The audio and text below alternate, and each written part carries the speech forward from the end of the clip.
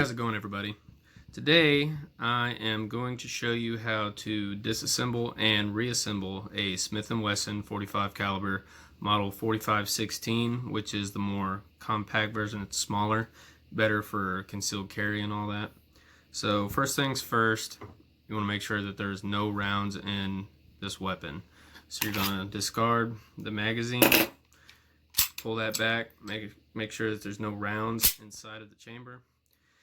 And after that, you're ready to break it down. So you have your safety. You want to make sure that your safety is off.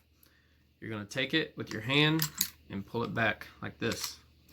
After that, you've got this little lever thing here with this little groove right above it that you can see. You want to line them up where this is right on top of this. And after that, there's this little button on this side.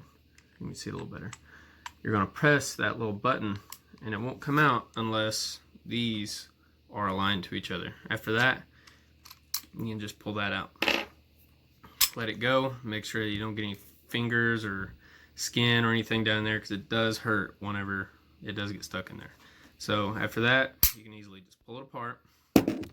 Set that down. You've got this, right? So you're going to take this, put a little tension on it, pops out. You got your spring, all that. You can clean it. Then you're here, you got your barrel and everything in there. You just push it up a little bit, pull it out, real simple. You can clean inside of there. Definitely need to clean inside of there. After that, it's pretty much everything you can get out of this. And here, you can clean down and around in there, get all that. Now, unless you're experienced with this, I would stop here for cleaning and disassembling. So you don't want to get down in there unless you really know what you're doing, taking the trigger assembly and everything apart. You don't want to play with that unless you know what you're doing, because it can get pretty difficult. So after that, cleaned it, you're ready to put it back together. So same way you took it apart, you got your barrel, slides down in there, only goes in one way. If it doesn't go in there, it's wrong. So slide it down in there, real simple. After that, you can put this back together.